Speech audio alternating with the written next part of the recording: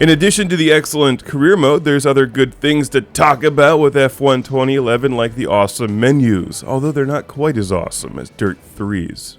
They're well designed, simple, and easy to navigate. So many games make it harder than that. And as you might expect, there's a number of real-world teams, drivers, and cars to choose from. You can compete in time trials, as well as a Grand Prix mode.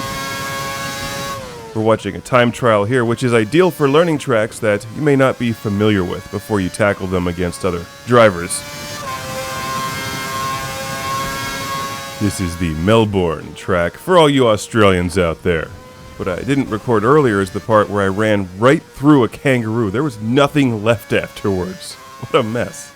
Seriously, this car used to be white.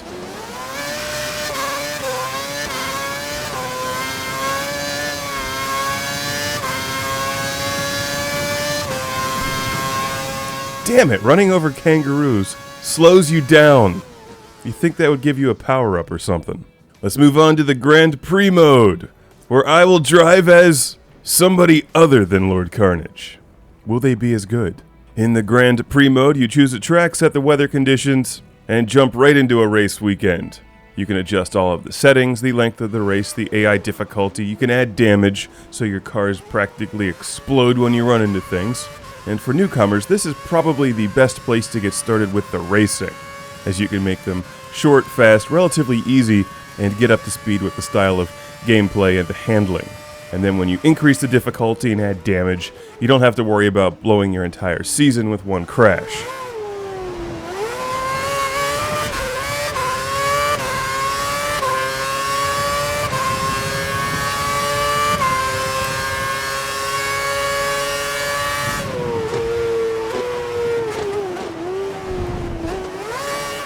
That was not corner cutting. Generally, you'll find the Grand Prix mode easier than the career mode anyway, since all of the cars that I was driving seemed better than the one that I chose for the career mode.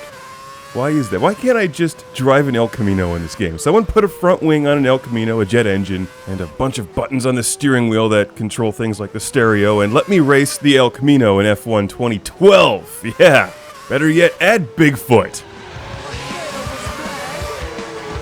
After you win the race, admire the replays. What does that weird building in the background do? It looks like something that Mothra is going to hatch from.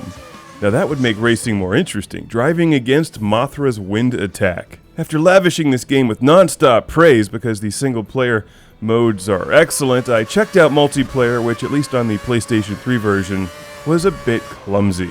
The other vehicles on the track were really jerky and it didn't seem to keep up with the speed of the race well. Also, drivers kept dropping out the entire way through the game. This is best played as a single-player game, and I think the opponent AI is terrific. The track selection is definitely one of its best features, and most importantly, it's just fun. I had a good time with this one.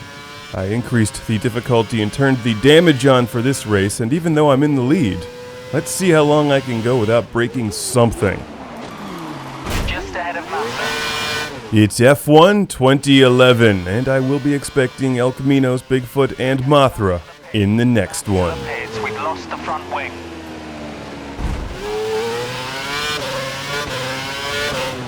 We're being caught by the guy behind. Push, push.